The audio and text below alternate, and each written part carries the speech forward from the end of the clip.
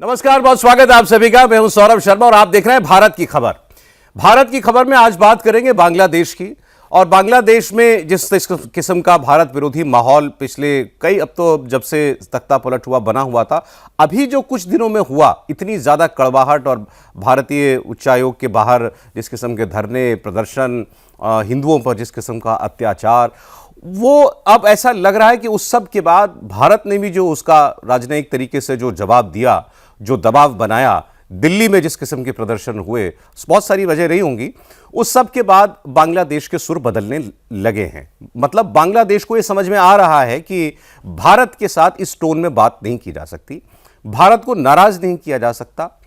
अपने देश को आप किसी और दिशा में ले जाना चाहते भी अगर हो तो या एक तो वो इतना जल्द मुमकिन नहीं है, और भारत जैसा पार्टनर इतनी जल्दी बांग्लादेश उसके बिना सरवाइव कर नहीं सकता। इसके कुछ उदाहरण है, वो मैं आज आपको दूंगा। सबसे बड़ा उदाहरण तो इस बात का तब मिला जब बांग्लादेश के इकोनॉमिक एडवाइजर हैं सलाउद्दीन अहमद, इन्होंने ये स्टेटमेंट दिया कि बांग्लादेश भारत के साथ अच्छे संबंध रखना चाहता है और मोहम्मद यूनुस जो कि वहां के मुखिया हैं, वो भारत के साथ संबंध सुधारने का प्रयास कर रहे हैं। हालांकि मोहम्मद यूनुस का ऐसा कोई प्रयास हमने देखा नहीं। उन्होंने ये भी कहा कि बाहर से स्थिति जितनी खराब लगती है, हालात उतने खराब नहीं हैं भारत और बांग्लादेश के बीच में।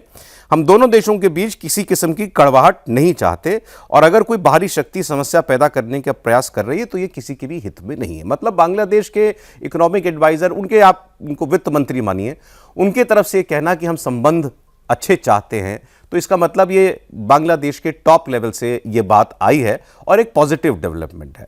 इसके पीछे जो वजह है वो मैं आपको बताऊंगा, लेकिन बांग्लादेश की सरकार की अपनी प्रॉब्लम्स बहुत ज्यादा हैं, तो इसीलिए वो भारत जैसे अपने सबसे बड़े पार्टनर के साथ रिश्ते खराब करके अंदरूनी हालात पे काबू ना पा पाए, ऐसी स्थिति वो भी नहीं चाहती। आगे देख, जैसे अभी जिस वजह से सारा उत्पात बांग्लादेश में मचा, जो इंकलाब मंच के एक नेता थे, युवा नेता उस्मान हादी, उनकी गोली मारकर हत्या कर दी गई।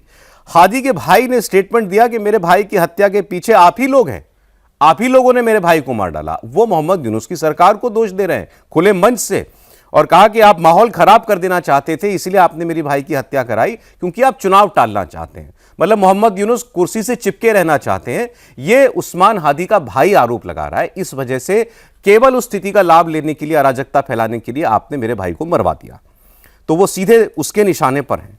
दूसरा, जो वहां पर खालिदा जिया की पार्टी है, बांग्लादेश नेशनलिस्ट पार्टी, जो वहां की दूसरी सबसे बड़ी पार्टी थी शेख हसीना की पार्टी के बाद, उन्होंने खुलकर स्टेटमेंट दिया कि मोहम्मद यूनुस की सरकार जानबूझकर एंटी इंडिया माहौल क्रिएट कर रही है ताकि वो उसको चुनाव ना कराने पड़े, और उसको इसका जब भी चुनाव हो तो इसका उसमें उसको लाभ मिले। एंटी इंडिया सेंटिमेंट को जानबूझकर हवा दे रही है मोहम्मद यूनुस की सरकार। तो ये वहां की मेन स्ट्रीम पॉलिटिकल पार्टी भी कह रही है। शेख हसीना जो भारत ने, वो तो ये बात कही चुकी हैं। ये जो इंकलाब मंच है, जो युवा नेता मारा गया, उसका परिवार वो भी ये बात कह रहा है। फिर इसी में एक डेवलपमेंट और है, और वो तो दुनिया को ज्यादा जाननी चाहिए, क्योंकि जितना फॉल्स नैरेटिव, झूठ की दुकान बांग्लादेश में चलाई गई कि ये जो हत्याएं हो रही हैं या हत्या के प्रयास हो रहे हैं, इसके पीछे कोई भारतीय हैंड है या भारत को इससे कुछ हासिल है या वो हत्यारे भाग करके भारत आ गए, तो दो डेवलपमेंट इससे जुड़ी आपको बताता हूं। सबसे पहले तो बांग्लादेश की पुलिस का स्टेटमेंट है कि उस्मान हादी के हत्यारे भागकर भारत में आ गए, इसका कोई प्रमाण नहीं है, क्योंकि वहां पर यह प्रचार किया गया इसी आरोप में कि वो हत्यारे जो थे उनका भारत से कोई कनेक्शन था, और वो भाग के भी फिर भारत ही आ गए। तभी भारत के खिलाफ वहां इतने प्रदर्शन हुए, भारतीय उच्चायोग को घेरने के प्रयास हुए, भारतीय कॉन्सुलेट को घेरने के प्रयास हुए, हमारे डिप्टी हाई कमिश्नर के घर पर पथराव कराया गया। तो अब पुलिस कह रही है कि वो भारतीय थे या भारत से कोई लिंक था, या वो भारत चले गए या भारत से आए थे, इसका कोई प्रमाण हमारे पास नहीं है।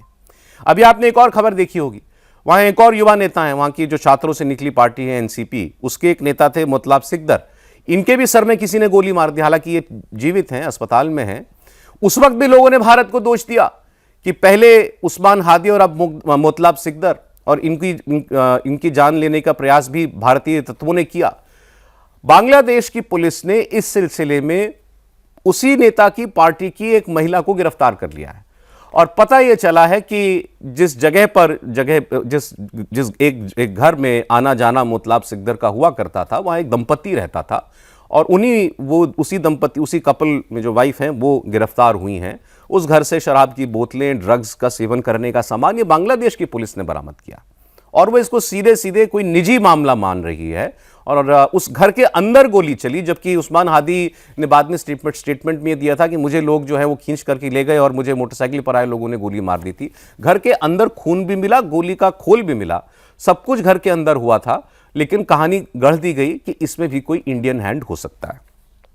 तो इन सब से ये तो साफ है कि बांग्लादेश की सरकार के सारे झूठ, उनका पर्दाफाश हो रहा है, दुनिया भर में बदनामी हो रही है। कनाडा की पार्लियामेंट से लेकर के दुनिया भर में यूएन ने स्टेटमेंट जारी कर दिया कि जो कुछ वहां हुआ, और खास तौर पर दीपू चंद्र दास की जिस तरीके से निर्मम हत्या और उसके बाद जला देना शव को, इस सबसे बहुत किरकिरी मोहम्मद यूनुस की दुनिया भर में हुई। तो पहला प्रेशर तो यह काम कर रहा है। अब सवाल यह कि भारत ने क्या किया। भारत ने अभी कुछ नहीं किया, लेकिन भारत ने जो किया था उसका असर अब महसूस होने लगा है बांग्लादेश को। 1992 में अमेरिका के राष्ट्रपति के इलेक्शन में उस वक्त बिल क्लिंटन जीते थे वो चुनाव। बिल क्लिंटन के कैंपेन मैनेजर जो हुआ करते थे या उनके एडवाइजर, कैंपेन एडवाइजर, उन्होंने एक वाक्य दिया था जो अमर हो गया, एक स्लोगन दिया था, और वो आज दुनिया भर में हर जगह, खासकर जब इलेक्शंस होते हैं तो वो दोहराया जाता है, इट्स द इकोनॉमी स्टूपिड। ये बात इकोनॉमी की है, अर्थव्यवस्था की है, और बांग्लादेश की अर्थव्यवस्था भारत के बिना सरवाइव नहीं कर सकती। अभी मैं आपको जो इनके वित्त सलाहकार का बयान बता रहा था, जिन्होंने भारत के साथ अच्छे संबंध बनाने की दुहाई दी, उन्होंने उसी जगह यह भी स्टेटमेंट दिया कि हम भारत से 50,000 टन जो है वो हम चावल खरीद रहे हैं। और उन्होंने ये बताया कि हमारे पास दूसरा विकल्प वियतनाम का है चावल लेने का। भारत चावल का सबसे बड़ा आपूर्तिकर्ता है बांग्लादेश का, और अगर वो वियतनाम से लेते तो प्रति किलो चावल 10% महंगा पड़ता। प्रति किलो, प्रति टन नहीं, प्रति किलो वो 10% महंगा पड़ता। तो उनको वो बात समझ में आती है कि भारत क्यों जरूरी है। बांग्लादेश की इकोनॉमी टिकी हुई है उनके टेक्सटाइल, उनके गारमेंट उद्योग पर, खास तौर पर रेडीमेड गारमेंट्स पर, जिसका उनकी जीडीपी में 12% योगदान है। अब किसी एक देश की इकोनॉमी में एक इंडस्ट्री का 12% योगदान होना, मतलब अगर उस पहिए की हवा निकली तो सारी गाड़ी बैठ जाएगी।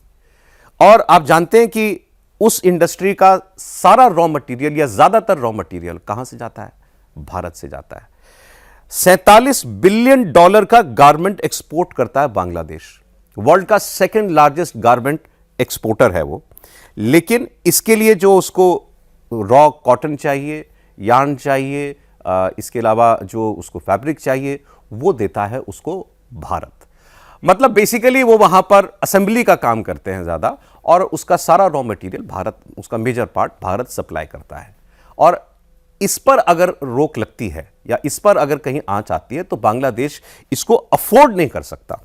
इसके अलावा केवल यही नहीं, खाने पीने का सामान, मछली, फिश, राइस, तेल और वीट, ताजे फल, सब्जियां, मसाले, केमिकल, इसके अलावा उनके सारे उद्योगों के लिए मशीनरी, इस सब का आपूर्तिकर्ता भारत है। भारत जो है वो बांग्लादेश का सेकंड लार्जेस्ट एक्सपोर्ट डेस्टिनेशन है। उस सबसे ज्यादा निर्यात चीन को करता है, उसके बाद वो सबसे ज्यादा निर्यात भारत को करता है। मतलब उसका ज्यादा एक्सपोर्ट हमारे यहां होता है।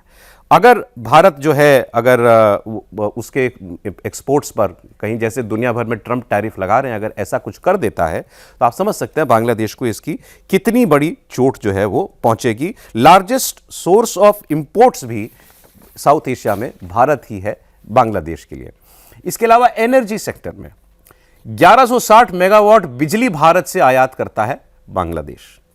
इसके अलावा तेल के लिए वो भारत की रिफाइनरीज पर निर्भर है। इंडिया बांग्लादेश फ्रेंडशिप पाइपलाइन खास तौर पर इस काम के लिए डेडिकेटेड है। कनेक्टिविटी के लिए बांग्लादेश को इंडिया लॉक्ड कंट्री कहा जाता है, मतलब उसके चारों तरफ भारत की सीमाएं लगती हैं।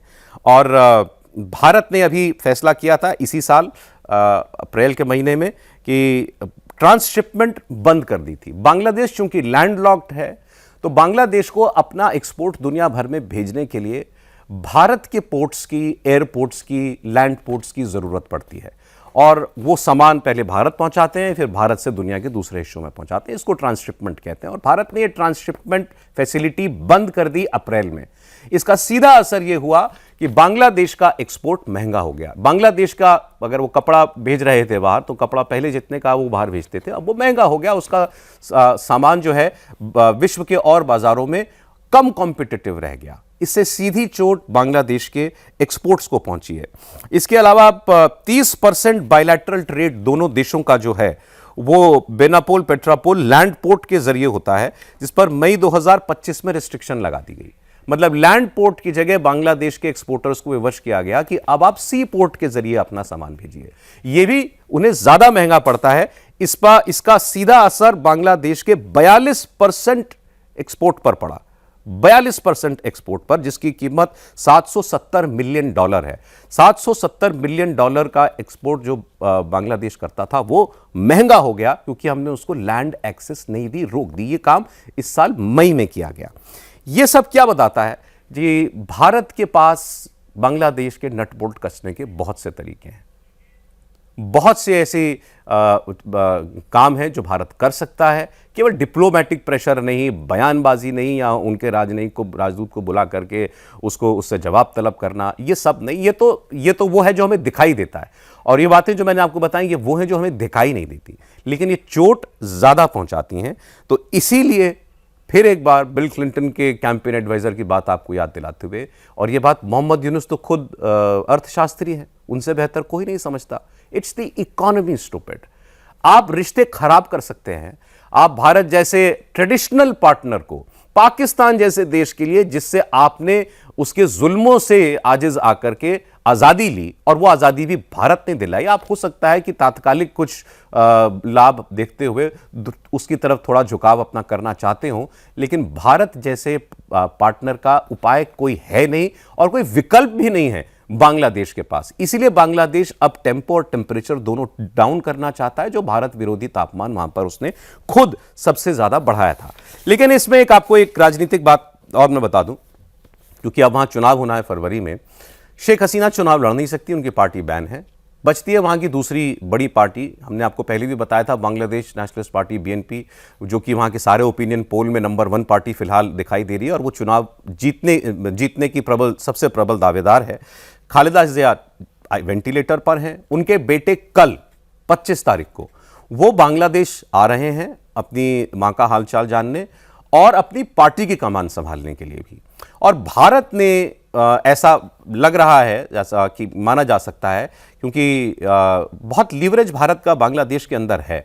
भारत अब अपना वजन जो है BNP पार्टी के पीछे रखने जा रहा है। मतलब हमें यह सुहाता है कि वहां पर खालिदा जिया की पार्टी चुनाव जीत जाए, क्योंकि खालिदा जिया भले ही वो शेख हसीना जैसी भारत की दोस्त या हितैषी ना हो, लेकिन वो उनकी पार्टी एक बड़ी पार्टी है, पुरानी पार्टी है, और वो बायलैटरल संबंधों की अहमियत को समझते हैं।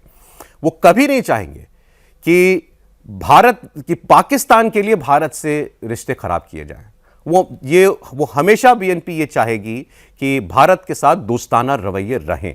तो अब अगर शेख हसीना अगर आउट ऑफ द पिक्चर हैं, तो भारत की कामना ये होगी, कोशिश तो नहीं, क्योंकि चुनाव उन्हीं का, उन्हीं के लोग तय करेंगे बांग्लादेश के, लेकिन हमारी कामना ये होनी चाहिए कि खालिदा जिया की पार्टी ये चुनाव जीत जाए। वरना जो तीसरा विकल्प है वो भारत के लिए अच्छा नहीं है, और वो है जमाते इस्लामी का। जमाते इस्लामी पूरी तरीके से पाकिस्तानी तत्वों की पार्टी है, पाकिस्तान परस्त पार्टी है। ये वो लोग हैं जो कि जब पाकिस्तान की फौज वहां पर जुल्म सितम, मार काट, रेप, बलात्कार ये कर रही थी, उस वक्त भी वो पाकिस्तानी फौज का ही साथ दे रहे थे। और इन्हीं लोगों के खिलाफ मुकदमे चलाए शेख हसीना ने, जिसका बदला शेख हसीना को अपदस्थ करके जमाते इस्लामी के लोगों ने लिया। तो वो तो ये जरूर चाहेंगे कि बांग्लादेश और पाकिस्तान जो है ये फिर से करीब आ जाएं, जिसके प्रयास मोहम्मद यूनुस ने पिछले 1.5 साल के अंदर खूब किए। और मैं आपको एक खबरदार करने वाली खबर भी बताता चलूं कि अगर जमाते इस्लामी आ जाती है सत्ता में, तो ये भारत के लिए कितना बड़ा सरदर्द हो सकता है, यह हमारे लिए क्यों अच्छा नहीं है। ऐसी खबरें हैं कि पाकिस्तान और बांग्लादेश, पाकिस्तान और सऊदी अरब जैसा कोई रक्षा समझौता करना चाहते हैं, या उस समझौते की बातचीत होने लगी है। आप जानते हैं कि सऊदी अरब ने अभी पाकिस्तान के साथ एक ऐसा अग्रीमेंट किया है जिसमें एक देश पर हमला दोनों देशों पर हमला माना जाएगा, कुछ नेटो जैसा उन्होंने आपस में समझौता किया है। और वहाँ भी ये चर्चा थी कि पाकिस्तान अपना न्यूक्लियर आर्सेनल जो है या एटमी हथियार वो भी शेयर कर सकता है ऐसी किसी आपातकालीन परिस्थिति में सऊदी अरब के साथ। ये सारी चर्चाएं बांग्लादेश और पाकिस्तान के संबंध में भी चलना शुरू हो चुकी हैं।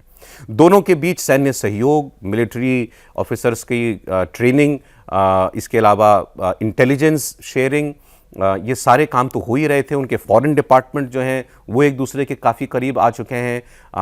जो दशकों में नहीं हुआ था, पाकिस्तान के विदेश मंत्री, उनके होम मिनिस्टर, उनके हाई रैंकिंग जनरल, इन सब ने बांग्लादेश का दौरा किया है, क्योंकि ये कभी वेलकम नहीं थे बांग्लादेश में, लेकिन इनको आप खुली बाहों से आमंत्रित कर रहे हैं मोहम्मद यूनुस, और जमात इस्लामी इस काम को और ज़ोर शोर से आगे बढ़ाएगी।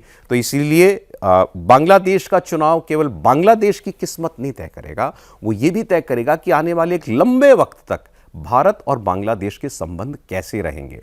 और बांग्लादेश के लिए हम जितना अहमियत रखते हैं, भारत के लिए भी बांग्लादेश एक बहुत महत्वपूर्ण पड़ोसी मुल्क है, क्योंकि सीमाएं दोनों की साझी हैं। अगर बांग्लादेश अस्थिर होता है या वहां पर भारत विरोधी तत्व प्रबल होते हैं, तो इसका सीधा असर भारत को अपनी खास तौर पर सीमावर्ती राज्यों में देखने को मिल सकता है। या हम ऐसे प्रयास जरूर किए जाएंगे कि भारत के सीमावर्ती राज्यों में किसी किस्म की कोई गड़बड़ी की जाए या आतंकवादी तत्वों को, एक्सट्रीमिस्ट तत्वों को बढ़ावा दिया जाए। तो ये सब कुछ तो खैर फरवरी में तय होगा। लेकिन आज की खबर ये है, भारत की खबर आज की ये है कि बांग्लादेश के होश ठिकाने आने लगे हैं।